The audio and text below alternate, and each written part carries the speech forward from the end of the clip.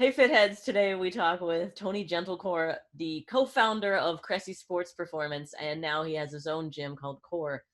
And he taught me about how I should be building strength, not testing it, which is a great lesson. And I loved his 80% thing too. Yeah, that was cool. It's a little tricky, and maybe we're not going to explain it. Maybe you have to listen to the whole episode. Probably. He's more like a strength guru, I felt. You know what I mean? He actually did talk a lot about the mental stuff, about getting in on the days when you don't feel so good, and how much you push that and how much you pull back. It was Cool. really mind-blowing. And the fact that he trains other trainers too, that's cool. Welcome to Total Fitheads. Serious fitness for not so serious people. Yeah, it says on my end recording. Okay. Oh, Good. so you can't be a total creep. It's legal in some states to not tell someone you're recording them. Is it really? Yeah, California, you have to disclose though. Messed up. Anyway. Too many Kanye Kardashian incidents. Taylor Swift, was that it? Yeah, that was it. Yeah, that's another one. What? Oh. He recorded her on it was audio, but he recorded her like asking permission, and he was like, "What? I have asked her permission." It's like he didn't at all. If you listen to the tape, he's like, "So I'm going to do this," and she's like, How did you get my number, Kanye and West? then he like tweets the video like, "See, I told you," and everyone is like, "Dude, you're I know that whatever, dude." Creepy. Well, anyway, welcome, Tony. Thanks for joining us. Well, I'll talk about LA shenanigans. Let's do it. Oh, wait, you're a Star Wars fan. We should just go off on that instead. Wow. Yes. I always say that as much as I'm into fitness and the industry, like I like to think I have a life outside of that, where it's like, movies and reading and writing and stuff like that. So yeah, it's weird. You right? mean like when you do curls while there's a movie on and then you stop paying attention? Of course, who doesn't do it? Why do you think I have a TV and streaming services in my studio? It's for that sole purpose. There's usually always a movie on, but at least if I'm there by myself. If I have clients there, of course, I've learned my lesson. If there's a movie on, they are not going to work out. It's like everyone has TV jaw. So I was like, okay, that was a dumb idea. We're just going to keep it to music, no movies. Interesting. So you have your own studio space and you pimp it out and everything? Well, it's tiny. It gets the job done. I've had it for 5 years now. So I left Cressey Sports Performance in 2015 and put up and started a small studio here in Boston. And it's about 550 square feet. So the size of most people's living rooms. And yeah, it's no frills. I mean, I have a Echo bike, and that's really the only piece of cardio equipment in there. The rest of it is barbells and plates and dumbbells and cables and bands and farmer carries and stuff like that. So, but yeah, there's like Wu-Tang and techno playing all the time, and neighbors. I've only had one complaint in 5 years of having it, so that's a pretty good track record, I think. How bad did it get that one complaint was? It's just it was actually my neighbor that there used to be a cake store adjacent to my studio.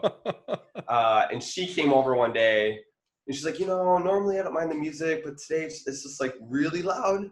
And it might have been Rage Against the Machine, because I have other clients there who are like, I have one in particular, like when it's deadlift day and he's there, he'll request Rage Against the Machine. Which I'm fine with. So every day, yeah, which I'm fine with. But I think it was just particularly loud that day, and she came over and said, "Just turn it down a little bit," which I was fine with. So yeah, I play it. I play the music pretty darn loud a lot, especially if I'm there working out. And yeah, 5 years I've had one complaint, so I'm cool with that. It's a performance enhancer. It is. Yeah. I disagree. I work out in silence or audiobooks. Yeah. Which is, I can respect that. Yeah, that's great. We all need serial killers in our lives. First of all. Maybe a psychopath, but I haven't killed people in order yet. My wife is a psychologist. She works with a lot of high-level performers and athletes, and she's worked with a few powerlifters in the past who because you know there's this connotation with powerlifting and even strongman. It's like, you know, you're gonna get slapped in the face, snort your ammonia, and like, you know, put on Metallica really loud and hit a heavy lift. And she's actually worked with a number of high level female competitors who are the antithesis of that. It's like, I like it chill. Like, I don't want anyone to talk to me. I just want to be in my own thoughts. Like, which is cool. Like, I can respect that. It's kind of like the Warrior effect. Remember that movie Warrior with Tom Hardy? Mm-hmm. His character didn't want any classical music. Yeah. Well, the brother had classical music. Oh, the brother had the classical music. Tom Hardy had none. So, but yeah, it's, he had the Marines singing at him, and then it got really great movie, by the way. I never not cried at that, but haven't seen it. I'll have to do curls to it. Great movie. Well, my idea is that you only have so much like energy and attention, and like if you're using that for appreciating the music, then it's not going to go towards my deadlift. And like, I listen to Broadway, so if I'm ready to pull over 200 and then going, don't tell me not to live, just I like can't focus on the lift. Whatever. Yeah, that's true. Allie is a technical, physical, real musician, so maybe she's listening with an active mind, and the rest of us are listening with like. I can, you know, I think musically I can play "Mary Had a Little Lamb" on the piano. That's about it. And then, I wish it was impressive. It's not at all. But the worst is, ever done those like push-up tests? Do you remember those? Like what was it? It was that Moby song, "Bring Sally Up." Oh, and push up and down and up and or down. the cadence of the song. The cadence of the song. And you're like, this is stupid. And it's kind of like what is that drink beer song? Mary there's another. I'm blanking. There's another song where you drink on beat or something like that. But it's the same thing with push-ups. You start it and you're like, this is the stupidest thing in the world. And then halfway through the song, you're like, yeah. I can't move. Yeah. So brutal. Now I have to look it up and try it. It's hard. I'm telling you. And what's the one where girls have to do a burpee, and red light guys have to do a burpee or something like that, or you alternate between those two? Whatever. Wait, I want to ask. We're programming new workouts right now. Well, the burpee workout that would be awful. We passed over something that I want to go back to. Have either of you ever done ammonia? But used, supplemented with, really? The only thing, I am an unabashed energy drink drinker. So that's really the only. Shout out to Marquis. Yeah. Here's mine. So that's really the only stimulant I take, and more so, I use it more so just because if I have to sit down and write something, it just gets me more focused into my work. I'll put on my deep house music and sip on my energy drink while I'm trying to do some writing, or even when I'm writing programs. But in terms of like stimulants for lifting, no, I've never taken anything. I'll just put on some 90s hip hop and that's your stimulant. Not even pre-workout? Well, the pre-work, no. The caffeine and the energy drinks is really all I'll use. Not the beta alanine. Get that tingly face. But I drink energy drinks every day, so it's not like I even use it to only amp myself. I probably would be more effective if I only saved it for like my lower body days, like every week. But I just like to taste, so I drink them every day. Yeah. I try not to get like too addicted. But not ammonia. That's too. That's a little too. It's too intense. Aggressive. It's scary, but also like I'm scared of it, so it's like, oh, that's like I should lean into that and like stop being scared because I'm leaving gains on the table. You know what I mean? Every time I feel like that kind of apprehension about something, it usually means I should go for it. Does that make sense?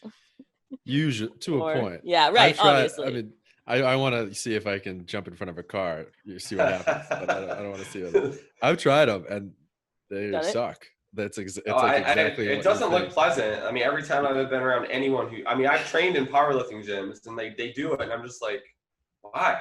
That looks painful. It's literally like, you know, when you're cleaning something and you like smell it too much, and you're like, damn it. That's exactly what it's like. You did that on purpose, and it's and you like really. I can't recommend it. I would recommend trying it, Just so you can see how. Just so you, Well, Not you're great. talking about the moment when you smell it, but what about your performance after? Did it do anything? I didn't notice a difference, but maybe I was too distracted by how crappy my nose felt. yeah. Wait, is the point that it just like gets your adrenaline up because it sucks so bad? No, I think it I like really laser think it's, focuses you. I think it just kind of, the way I would describe it is just kind of like irritates you, and just gets you kind of ramped up in that fashion. I don't think there's any like, I mean, there might be somebody more stage experience with it, like hormonally, they might be able to break it down, but I just think it just annoys and irritates you, and then you go lift something. I think a lot of it is it looks cool. Yeah, it looks super cool. Juji Mufu does it like repeatedly, like back to back every day, it seems. And he sells his own. I don't know if you've seen him so online, intense. but No. We'll send you the Instagram. Yeah. It's insane. it's kind of nutty. Anyway, I was looking through your stuff, and it seems you do a lot more accessory things than I do. What do you mean accessory things? Well, I don't know. I'm just like squatting and deadlifting and benching, and I mean that is Well- also because of COVID. But I'm not doing anything that's sort of like a prehab kind of, or Yeah. Well, of late, I mean, the main impetus of that, of probably if you've perused my Instagram within the last probably 3 or so months, which I'm assuming that's probably what you did. Well, yeah, we joke that this show is actually us just looking at your Instagram and judging you. Yeah. Well, hopefully I was judged And well. getting an explanation. Yeah, and then being like, so. But a lot of it of late was because I ruptured my Achilles 3 months ago. Yeah, we saw that. So what I've been doing this whole time, part of what I've been doing is trying to just showcase to people that you can train around most injuries, and I would make a case for all injuries. So when I ruptured my Achilles when I was down in Florida, this would have happened May 23rd. Of course, it sucked when it happened, and I was. What were you doing? I was sprinting actually. I was actually down in Jupiter. See, you heard it here, folks. No one run. Well, I was being a little bit of a dumbass, and that I was doing jump back starts. So the way to explain it is like I'm standing there. I do like a little hop up in the air, and then as I come down towards the ground, my right foot, in this case, my right foot planted behind me, so then I could propel myself forward. And on my fourth one, as soon as my foot hit the ground, it felt like somebody took a bat and just like took out my ankle, and I just fell right to the ground immediately. And I get up. I wasn't it hurt, but I wasn't like, rolling on the ground, writhing in pain or anything. But I stood up, and I was actually at Cressey Sports Performance down in Jupiter, and Eric was like 5 feet from me. He laughed at first because he thought I tripped, and I thought I tripped. I thought I just tripped. And then I got up, and I was like, oh man, that doesn't feel right. And it felt like the heel of my shoe was like not connected. Like, and essentially that's ended up happening. Like when I actually got my surgery a week and a half later, the surgeon called my wife because I had to fly up back to Boston from Jupiter alone because I needed to go up and get the surgery. And when the surgeon called my wife, he said that it was a full-on rupture. Like you can do a partial rupture. Like my heel was not connected to my Doesn't it like curl up? And it rolled off. Yeah. Yeah. So in the months since, like I've been trying to like I like this concept of a trainable menu. You find your trainable menu. Mm-hmm.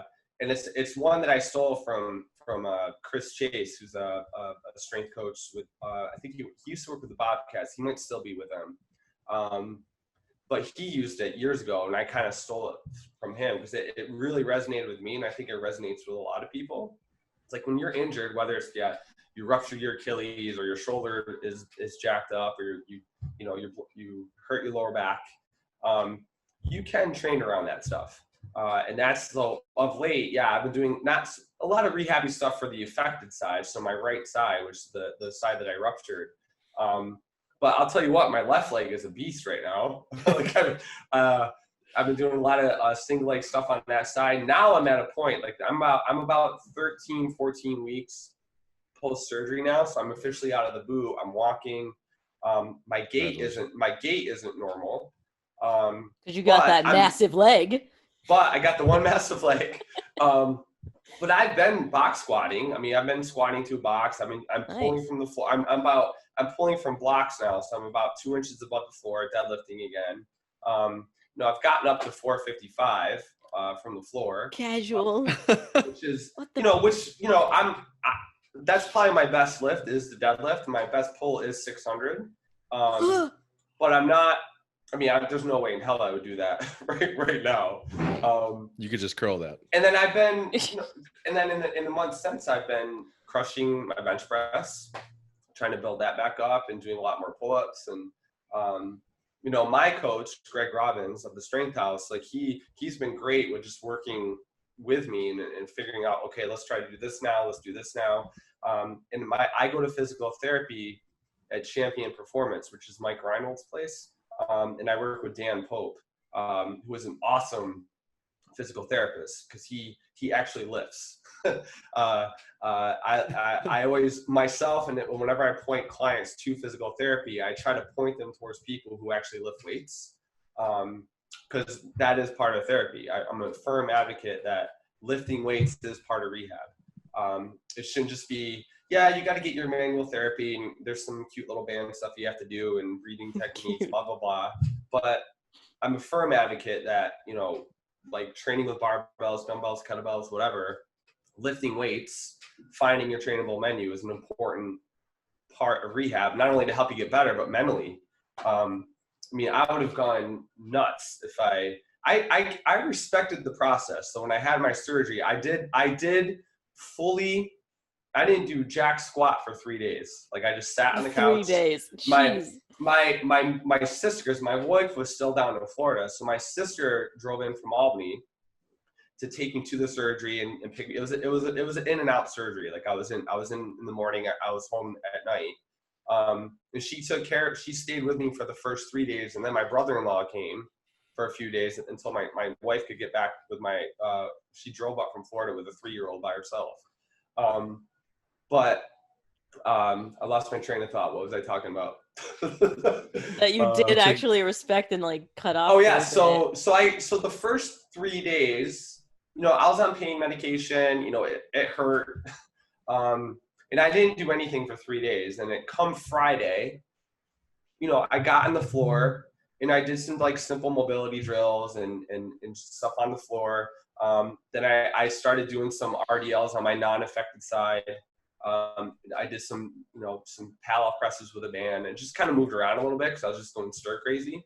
But I was back in my studio the following week doing rack pulls from one knee off a bench with 200-300 pounds and not being stupid. Like I didn't feel like I was doing anything that was gonna like put me at risk or I was trying to be a hero. Look at me, I'm tough. I'm on Instagram doing this stuff post surgery. Really, I wanted to showcase to people, like, here's the rehab stuff I'm doing. This is the stuff that I feel is going to help, like, even talking about, like, blood flow restriction and trying to get, like, all that stuff going.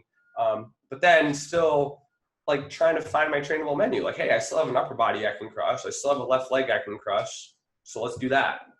And I got really good at learning how to do half kneeling stuff. So just basically putting my affected leg on the bench and doing RDLs on one side and doing rack pulls and stuff like that, which is awesome. Because mentally, that gave me like, hey, I'm lifting. Like I'm not just doing these cute rehab exercises. Like I feel like I'm actually doing something appreciable. Well, and you're getting that hormone bath that you're used to too. Sure. Just completely cutting that out. So now that I'm on 2 legs now, and kind of sort of getting back to regular training, like I have very limited dorsiflexion on my affected side right now. So squatting walking downstairs is weird. Like my 3.5-year-old crushes me running. Like I have no oomph or push. Like I can't, me even trying to run or do a jog is out of the question right now. And And for an injury like an Achilles, they say on average it's about a year before you return back to like normal activity. I feel like I'm a little bit ahead of the curve in terms of like my ability to like do stuff in the gym, but in terms of like jumping and doing any form of running, I'm still a ways away. Like I still have right now I wear a 2 centimeter heel lift in my shoe. I have these dad slippers that I wear around the house now. So once I get in the house, I take off my outdoor shoes and I put on my dad's slippers, which has a heel lift, and I kind of roll my eyes at it, but the fact that I'm walking is glorious. Like, yeah, it's better than crutches. I was on crutches in one of those iWalk 2.0s for about 4 or 5 weeks, and then in the boot, like I wore the boot all day, every day, even at night, for 8 weeks. Night too. Oh, that's at night, yeah. So, which is really romantic, of course. Like, hey, babe, look at this boot. Like, it's like Dunk. Yeah. So with in terms of the accessory stuff, like I'm with you. Like I've never competed in powerlifting, but I tend to gravitate towards that type of training. Like I deadlift, I squat, I bench. But certainly I like. I'm 43. I certainly like keeping on task with any aesthetic stuff. So yeah, certainly I'm doing a lot of one-arm rows and push-ups and stuff like that. But yeah, the meat and potatoes is still the barbell lifts with me.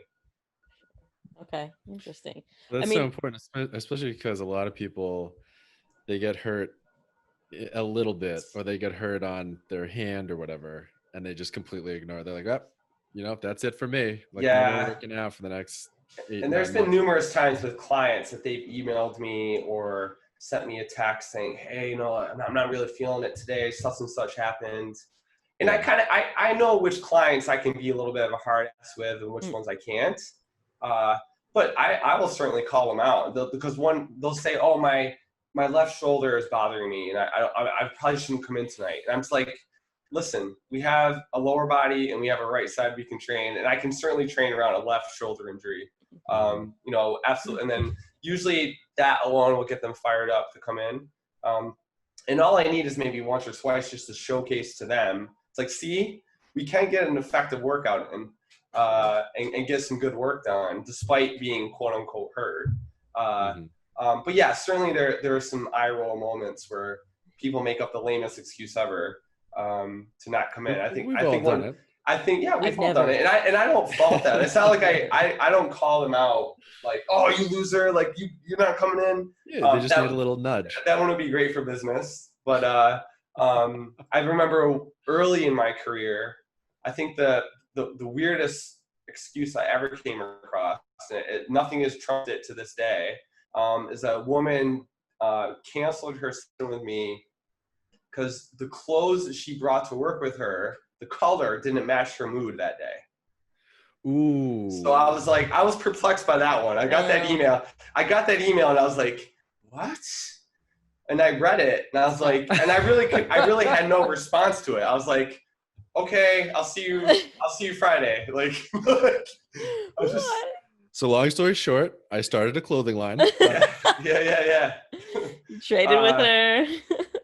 But more often than not, if a client reaches out to me and saying like, their knees bothering them, or maybe over the weekend they went somewhere and they were doing something stupid and they hurt whatever joint, I'll listen and be like, okay, you should probably take a day off. Like, it's clear that you're in a lot of pain and we don't want to like be a hero. But more often than not, I'm trying to nudge them into coming in anyway, just because I know it will be of benefit to them.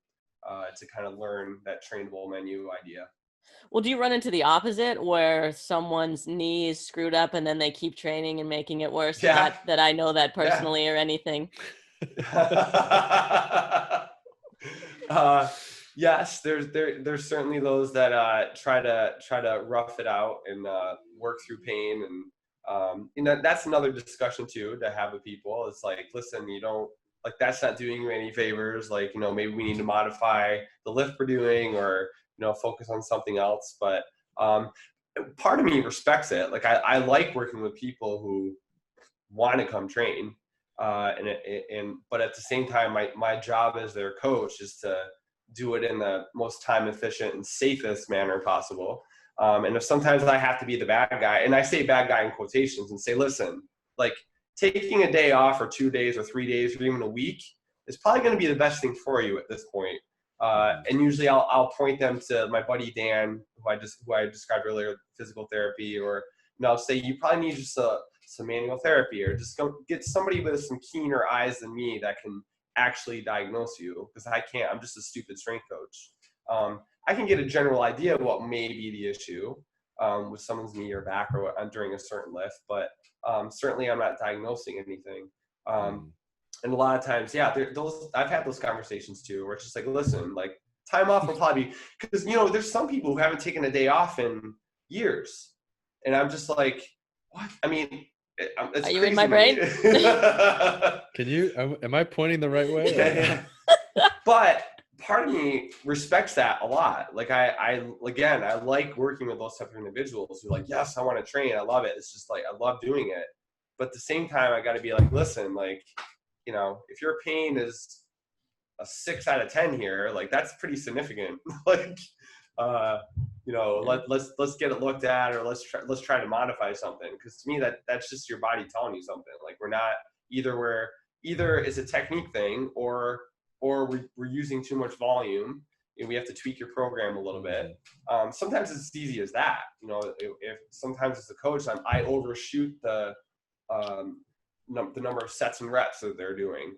And if week 1 they're great, week 2 they're great, week 3 they're great, and then week 4 comes around, and I know the volume's getting higher, and all of a sudden, like, oh, my knee's killing me, my shoulder's killing me, well, we probably made too big of a jump there. Let's bring it back a little bit, and we can still train, but let's just train a little bit easier, or let's just kind of backtrack a little bit. We're still going to get the work in, but I'm not necessarily concerned about you hitting more weight every week, because that's only going to take people so far too. Yeah, I like what you said about that you're doing it as efficiently as possible, because I mean, I have the wrong mindset that it's like I just want to go bigger than I did last week and make myself as sore as possible, put as much time as I can into the gym, so that like if it's chest day, I'm in as much pain as I can make myself tomorrow, Yeah, which I like. Or is that smart though, right? I would argue no. Really? I always Love tell, and I've had, let's just put it this way, a lot of my clients are trainers and personal trainers and coaches themselves. Yeah, I wanted to ask about that too. So, which is a high compliment to me. Like it's a huge compliment when you have other fitness professionals seeking you out to do an assessment, write their program, and help them out. That's awesome. And I've had a number of them who I have to have that conversation with. Like, listen, to me, easy training is good training. And that's a line I got from Dan John. He's a very quotable coach, and he actually wrote a book called Easy Training. But the idea of easy training is good training. I would rather people leave a session feeling like they could do more than to just like add on more needless volume for the sake of putting it in there. To me, if I write their program, they hit their numbers, they hit their sets and reps, they didn't miss any lifts. That's a good training session. And another way I like to explain it too is I always want to miss a lift, because then I know I pushed as far as possible. I hate it. I don't think that's a smart way to go about things. I mean, does it happen? Yes. Of course, it's going to happen, especially if you're a pretty strong individual like yourself and you're putting up some big numbers. Like it's going to happen. But it shouldn't be a regular occurrence, in my opinion. And if it is, to me, that's a red flag of like, okay, well, is it a volume thing? Is it a technique thing? Is it a fatigue management thing, which kind of goes into the volume thing? But I always tell people too, like, and this is a train of thought that I got from Paul Carter, who writes a lot over at T Nation, is like, if you think about your workouts, 80, he says this number, 80% is the key. So how you got to think about it is 10% of the time, you're going to head into the gym and feel like a badass and hit your PRs. And like, these are the days that we kind of revel in. And we're like, yes, I'm like you hit your numbers. If not, you surpass them. These happen 10% of the time. The other 10% of the time are the days where you just go in and you just feel awful. Like, you know, your warm-up sets feel heavy. You're not feeling it that day. And that happens 10% of the time. Where people make progress are those workouts 80% of the time where you just go in, hit your sets and reps and get out and leave. And don't miss any lifts. Just get your work in. And then that over the long haul, consistency, you're going to see progress. Like, to me, that's where people should be more focused on, are those 80% of your workouts where you just show up, do your work, and get out. And yeah, I mean, and I've had that conversation with many of my clients who are trainers, because they think that unless they're dragging ass out the door, that it wasn't an effective workout. When I can look at they want to feel that last rep where they can barely and don't get me wrong, when I say easy training is Zoot training, it doesn't mean there's no straining or effort being done. You know, if you're doing a weight that calls for 8 reps, but you know you could do 15 of them, like, of course you're going a little too light on there. Like, I'm not saying these aren't challenging workouts, but to me, it like missing lifts on a routine basis is not going to be the most efficient way of getting to your goals in the long run. But yeah, and so also there's the issue of, I mean, if you're missing a lift dramatically like that, there is the issue of injury. Sure, of course. Oh, yeah. And that's, I think, another thing that a lot of people sort of don't think about unless they've had a serious injury, is that sucks. Yeah. And it really takes you out. And unless you're training your left arm when your right arm's broken or whatever, like, people don't, I don't know, I think people don't like respect that enough. Have like major injuries from like absolute exhaustion strength or whatever. Sure. Or exertion, I mean. Yeah, and I think we kind of have to be aware of our own bodies, of course. Like, there's, like, for example, today, I know before we started talking, I was telling you guys, oh, I'm not feeling great. I've been under the weather for a few days. And, you know, I worked out before this morning, and I showed up knowing that I wasn't going to be like this amazing workout. I looked at my program for today.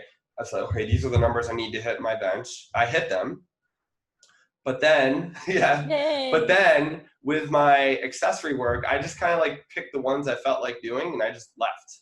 I didn't do my full workout for the day. So to me, that was kind of the compromise. It's like, okay, I hit the numbers I was supposed to hit. And, you know, just kind of pick the accessory stuff that I felt like doing, which that's what, you know, we kind of do. It's like human nature. We kind of pick the ones we like to do, not the ones we hate doing. But then sometimes it's like you have to call it and just say, listen, I need a day off, and, you know, I'm going to watch Cobra Kai for the entire day. I don't know. You know, and that takes practice. Like, that isn't just something that people just have a feel for. I think the longer somebody has under the bar, the more in tune they are with how their body is reacting to the workouts, and they're able to kind of, like, you know, uptick or downtick their intensity accordingly. But also that's where a coach comes in. I mean, there's been numerous times where, you know, clients have come in and I'm looking at the program and it's like, you know, okay, we have to heavy triple on this, and then we're doing 5s, and then we're doing this, and I can tell when they walk in that they are not feeling it. You know, and then I do what's called a bloop workout, which is like, if you remember, like, when little Mario turns into big Mario and it goes bloop bloop bloop, like, that's what I call a bloop workout, where it's like, instead of, okay, we're gonna ditch what we have programmed today, so we're supposed to hit a heavy triple on your deadlift and do this percentage of that and blah blah blah. So instead of that, we're gonna do this 5 to 6, maybe 8 exercise circuit. That's like an activation circuit, mobility circuit, some goblet squats, some rows. That's just gonna make you feel better by the time you leave. Like, you're gonna move around a little bit, you're gonna do something. But the idea here is I just want you feeling better by the time you're done. You know, we're going to get your heart rate up. You're going to break a sweat. And clients love that when I do that for them. Like, I just, there's some clients I've been working with for so long that I can just tell when they walk in the door that, or they might even tell me, like, listen, can I have a bloop workout? I'm like, sure. Like, or say, well, how about this? How about we hit that heavy triple and then we do the bloop.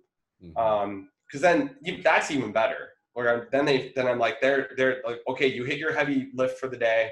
Now let's just do something nice and easy. We're not going to worry about all the accessory stuff that we had originally programmed. No Zercher reverse lunges and chest supported rows and all that. We're just gonna do some easy stuff. And that's even better because then they feel like they did do something kind of cool. They hit a number, and then we just kind of listen to the body the rest of the way. That's cool. And then you leveled up. And then exactly. That's cute. Yeah. That's cute. Yeah, I think that's a part of my problem is that I don't have a trainer that's saying like, okay, these are the numbers we're hitting today. And so I can't just trust that I did enough. So I'm like, okay, I guess I'll go to failure again. Yeah. Well, another way to look at it too, Ali, is you might have come across this term before, because I'm certainly not the first that has said it, is like you got to stop testing strength and build it instead. And Chad Wesley Smith is very renowned for saying that, a juggernaut. So he'll say, and if you look at all the a lot of the more popular strength-based method with Brandon Lilly, a lot of their meat and potatoes of their programming isn't doing ball busting 90%, 95% max effort stuff. It is sub-maximal. So like 60 to 85%, and you're building a wider base to get to a higher peak, with easy volume, so that's not to say they aren't doing like heavy doubles and heavy triples here and there. Of course you are. But I think, and a lot of people fall prey to this, which is like they got to test strength, test. No, you need to build it. So if I can make your 3 rep max, your 5 rep max, chances are your 1 rep max is going to go up too. You know what I mean? So if you can do 275 on your deadlift for 3 reps, but now you can do it for 5 pretty easily, I'm willing to bet your 1 rep. I'm willing to bet your 1 rep max goes up too. Sure. But I'm not demolishing you. I'm not demolishing your central nervous system. I'm not demolishing your joints. And that's easy training is good training. That's 80%. That's building a wider base. That's all that stuff is kind of sending the same message. Yeah. Max was like introduced me to the concept of you should never do a 1RM, which I don't know if I agree with that. I don't know if you do, but he's like, why would you ever? I wouldn't say just asking to get hurt. That's the only time. I mean, I don't really do any 1 rep maxes with any of my clients, like with assessment or anything like that. I think number one, I think for an assessment, that's just dumb. To have somebody come in on day one and all right, let's test how much 1 can rep you max. clean? That's not going to happen. And I would say and a lot of my clients are self-selecting because they read my stuff on T Nation or they read my blog. They kind of know what they're getting themselves into, and they're a little bit more proactive in reaching out to me and saying, "This, I want to get stronger. Here's what I want to get stronger on." But even with my clients, it's not like I'm testing their deadlift and squat every 3 months. It might be once a year. There's really no set number I'm shooting for, but I would agree with Max in saying that I'm not doing a lot of 1 rep max testing with my Gen Pop clients. Of course, if you're working with a competitive athlete, powerlifter, weightlifter, whatever, then maybe you're going to be doing that more often. But for Gen Pop, which is 90 to 95% of my clients, I'm not really testing 1 rep maxes that often because I want to build the strength rather than test it all the time. And then hurt yourself. Meanwhile, I'm on Twitch every 2 days going, you want to see how much I can snatch? Which is badass. That's badass. Yeah, I guess. That. And then, the whole joints and like CNS thing really messes with me. It's like, can you get just as an effective workout without breaking down your body in an irreparable way? And yes, so I should probably do that instead. Yeah, and I wouldn't say like I'm a huge analytics person. Like I know there's a lot of software and apps out there that will like test your resting heart rate and I'm covered in them. And I know the efficacy of those are very high. I wouldn't say that I've used them. I've never used them personally.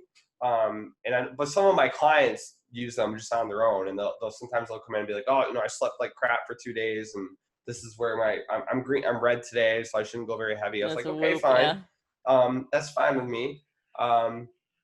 but then, you know, there are times where I'm a hard ass. Like there's one client in particular who stemmed a t-shirt for me. He was like the impetus of a t-shirt, where it's like, he started with me and like, he's like, okay, I want to look this way. I want these numbers. I want to deadlift this. I want to overhead press that.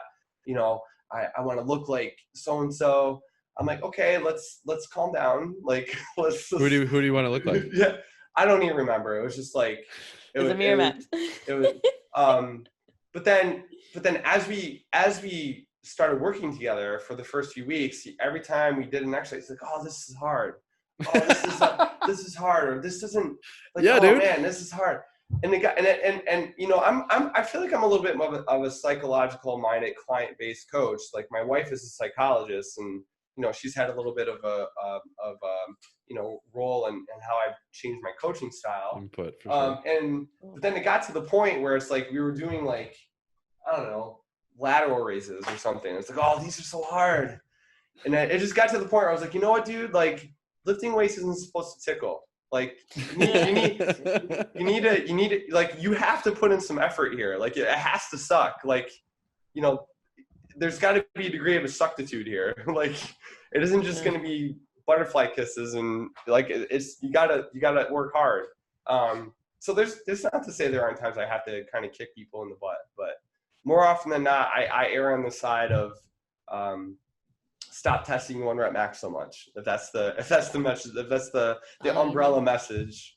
I know you're not going to not do it, but by myself in my apartment, Lord. In my underwear. Bare gymnasium. Yeah. So then what is your client base like? You said they're self-selecting, they just come to you. And yeah. So it was funny because when I was at Cressey Sports Performance, you know, I would say 90 to 95% of our clients there were professional athletes, particularly baseball players. You know, and I left there. Now I live in Brookline, Massachusetts, which is like a mile past the town line of Boston. And it's an affluent neighborhood, and there's a lot of lawyers and doctors, but you know, because I have a bit of career capital in the industry, and I've been around for a while, and I've done a lot of writing, and when people come across my stuff, they kind of know what I'm about. Like, you're not gonna walk into my studio and we're gonna do you know, foo nonsense. It's like, you know, I'm gonna put a barbell in your hands. We're gonna learn how to deadlift appropriately. We're gonna learn how to front squat. We're gonna learn how to do an overhead press. But based on your goals, your ability level, your you know, anatomy, and we're gonna take it from there. So it's nice, and that it's not often that I get like someone who's completely never heard of me that comes and works with me. Usually it's someone who's come across my stuff or a referral from a client.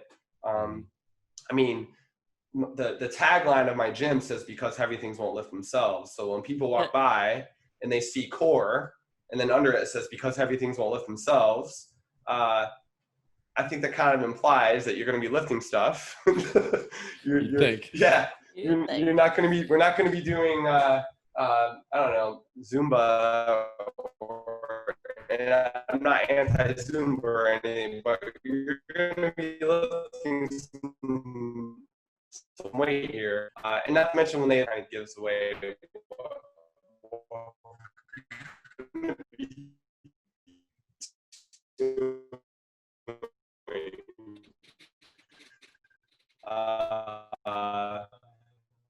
so yeah, I want to be able to deadlift this. I want to be a better squatter on that, or I just want to get stronger in general.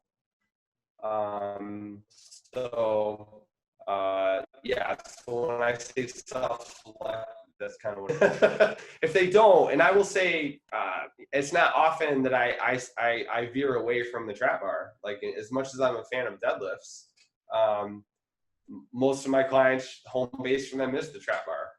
Really? So if they don't know what it is, they're going to be very familiar with it. They're gonna know. Yeah. It's not to say I don't have clients doing a straight bar deadlift. But to me, there's a lot of risk reward there. There's no golden rule that says you have to. And I know with the trap bar, it generally is a more user friendly way of deadlifting. you know, which doesn't put as much stress on the back, and you know, it just gets people in a better position. So why not just use that? That's not to say I wouldn't sometimes eventually progress them to a straight bar. You know, the bulk of my clients generally stick with the trap bar for their deadlifting. Yeah, it's that's that idea that like harder isn't better, right? Just like more complicated isn't necessarily. Well, when a lot of people read about deadlifting, like the holy grail is a straight bar conventional deadlift. Right. And there aren't many people that can walk in on day one and perform that well. That doesn't say you can't coach them to get there. But I just think you kind of have to earn your stripes. And most of the time I'm starting people, especially I'm working with a complete newbie, they're going to start with something like a kettlebell deadlift, where the weight is directly underneath them. They're going to learn a hip hinge pattern, and then we'll progress them to a trap bar deadlift. And then maybe we'll go to a straight bar eventually. But do you ever do sumo? I love sumo. Of course. My personal, how I deadlift, I use a modified sumo stance when I deadlift. So what's that? So it's not quite like straight on sumo where my legs are super wide, but it's not nearly conventional. It's just somewhere in the middle. But you're still turning out? Yep. Okay. Yep. And I found that most people do very well with that variation. It feels so much easier for my body. I mean, I know that's not the case for everyone, but it just like works way better. I don't even have to think. Whereas conventional, it's like takes brain power. Yeah. And so when I'm assessing people, like in terms of like figuring out what variation is going to be best, like I'll play around with that. Like we'll start conventional, and you know I'll look at how it looks, and if it doesn't look great, then let's try modified sumo. And more often than not, modified sumo cleans up a lot of things. Like they're more upright torso. You know, it's just the bar's a little bit closer to them. You know, a lot of good things happen. We don't have to conventional deadlift. Well, do you do modified sumo because it's like a longer range of motion than just traditional sumo? I'll use modified sumo is more often than not it allows people to get in a better upright position, so there's less shearing on their spine. Certainly, you can make a case that they're probably using less range of motion with a sumo, but they're getting more quad recruitment. You know, and a lot of times with sumo, like I know there's this connotation that it's cheating. Yeah, that's why I feel bad doing it and getting bigger numbers with it. I was picking up the weight though, right? So but it's not going as far, and it. Tell that to a short guy bench pressing. Well, I mean, arms are just like Matt Fraser isn't even working out; he's too tiny. I mean, that's a good point though. As I'll say, well, if sumo deadlift is cheating, why is benching with a wide grip not cheating? Right. I think that's cheating too. I think the more you cut down, and I shouldn't arch my back either, but I would argue out about powerlifting. I would argue a sumo deadlift is just different in the sense, like if you look at the lever, what's the lever of the deadlift? It's your femur. So your femur is a certain distance from the bar on a conventional deadlift, right? So in the sagittal plane. So if you open up your legs a little bit wider this way, does your femur change length? No, it's still the same femur, all right? But what you lose in sagittal, you pick up in frontal plane. So it's just a different lift and different leverages. Yeah.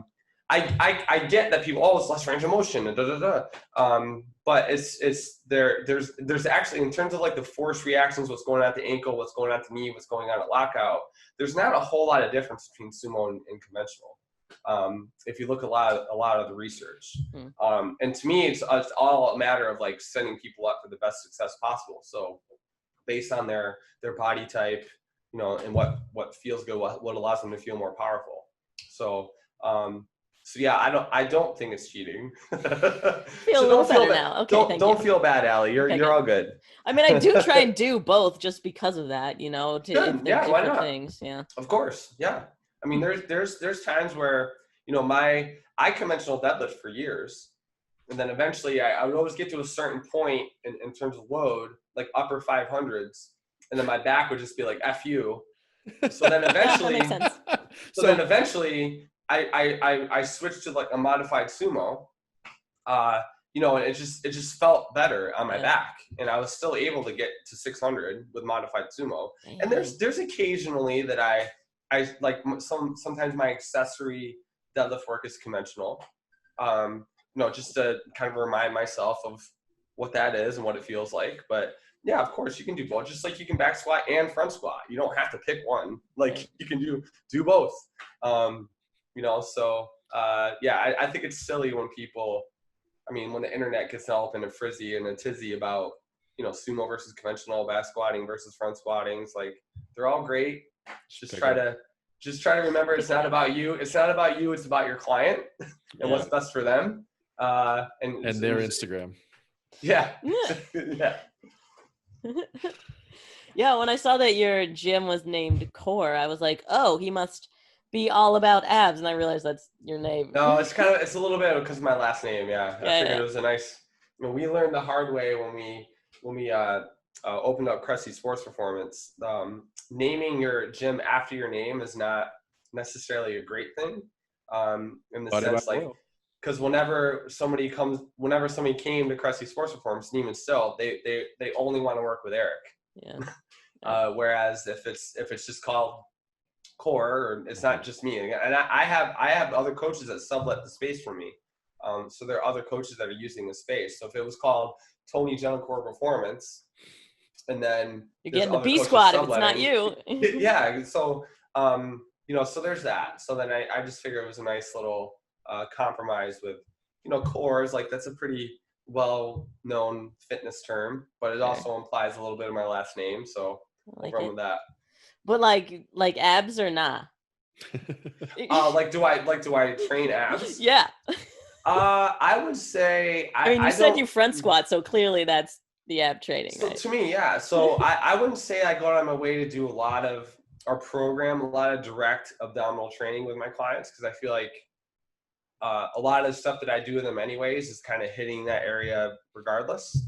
Of course, yes. But I'm not someone who just thinks, all you gotta do is deadlift and squat. That's all the core work you need. Like some people need to do dead bugs. Some people need to do breathing planks. Some people need to do powerlift presses, which are all excellent core exercises that I love doing. My favorite core exercise is a dead bug. I think a dead bug is a very underutilized anterior core exercise. But it also helps get people in a better position where you get pelvis underneath the rib cage. And if people can get in that position on the floor, when I go have them put a barbell on their back when they squat, they're going to be in a more stable position. And that's core training to me.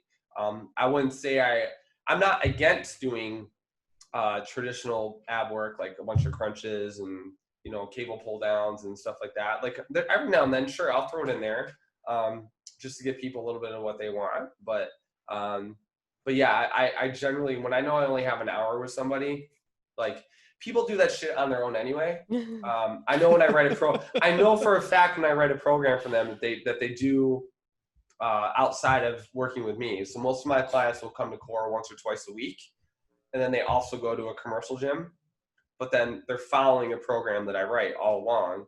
I'm not stupid. I know they're doing abs, like Zumba, or they're adding it, and it's fine. Like I don't care. I was like, as long as you get what I want you to do, like we're good. Like do what you want. Like you want to take yoga, Pilates, like I don't care. I'm not anti any of that spin. And I know for a fact they're doing abs or extra arm work or extra glute stuff. Like it's fine with me. But I to me, like when I know I only have a certain amount of time with somebody, there's other things I want to prioritize. Yeah, I totally agree. We were talking to somebody. We were talking to this girl one time, me and Allie. I forget where we were at a party or something, and some girl was like, "Allie, how do you get your abs? What's your favorite ab workout?" And Allie goes, "Squats." And this girl's mind just was like, like does not compute. Like you saw the gears just like slow down and then just fucking stop and like blow up. Yeah, it was my wife teaches spin. She's been teaching spin for like 15 years. On the side, she just does it because she loves it. That is not her job. She isn't like a spin instructor. Like she teaches 8 spin classes a week. She does it. I think she does pre-COVID. She was doing 2 spin classes a week. And my wife is a brick shit house. Like she lifts like with me, like she's strong. And like numerous times she'll have people come up to her after class and be like, "How do I get arms like yours? Like, what do you do? Like, what do you?" And she's like, "I lift heavy things." I'm not just on a spin bike during the week, and you know, like do all that stuff. I think it's important. Like I understand the benefits of yoga and doing spin class and Pilates and whatnot, but lifting heavy stuff is there's a lot of cool things that happen, and it's the fountain of youth. I really do think people who lift weights consistently tend to, you know, look younger and better, and you know, they less stressful lives oftentimes. I don't know, but way hotter for sure. Sure, yeah, of course. But I love that. That's not. I think it's great that Allie gets that all the time. You're like squat, like it's great. Well, aren't you concerned that your wife is going to get too bulky? Hell no, not at all. No, you know, she was a collegiate athlete. She played volleyball in college, and she was introduced to weight training very young. Like her dad introduced her to weight training like at like 12, 13 years old. So she's been around it all along. And by the time I got to her, because we met in 2009, I kind of revamped her programming, of course. Like I saw how she was working out. And I was like, you know what, let's go over here to the deadlift. Let me show you what this is. Or that's fine. I'm sure she revamped your entire mind. Well, you know, I don't know what your guys' experiences with working out with your significant other or writing the programs for your significant other, but it can get dicey sometimes. You need. I don't want to do that. And you're like, okay, fine. Oh, I man. don't know. Well, Brittany makes Max dance. Yeah. Yeah. She was a ballerina, and so she's like way proportionally stronger than me. And then she'll like take her like leg and be like, okay, now we're gonna do a standing split. And I'm like, yeah, I'm just gonna good luck with that. But no, my wife, I mean, she's gotten, you know, people think she's a personal trainer on how she looks, and she's a psychologist. Like she's always been around strength training, and she, you know, during COVID, she's like, I remember distinctly because like when COVID hit and I had to shut down my studio, we were still going to the studio because that's, you know, because it was only us using it. It's your home gym. She's like, I want to get jacked. And I'm like, I was like verbatim, that's what she said. I was like, all right, let's go. And I've been writing her programs since we met. So, she's impressive. Very cool. All right. Well, thank you so much for talking with us, broing out for a while. Yeah, I love these type of talks. These are awesome. Yeah. So, bro. I'm sure the fit heads appreciate it too. Where can they find you online? Check out that. Home base would be TonyGentlecore.com. So that would be where all my social media like links are and articles and other podcasts and stuff. But his Instagram, blog has a ton of awesome stuff. Go check that out. Yeah, like I mean, it's been a bit scarce of late since my little guy came into the world. So, but yeah, I think I have like over 2,000 blog posts on that thing. It's crazy. But yeah, that's home base. You know, all my social media is there. Pictures of my cat, stuff like that. So. All right. Thanks again. And I appreciate it. Thank you. Thank you to the fit heads, and we will see you next week.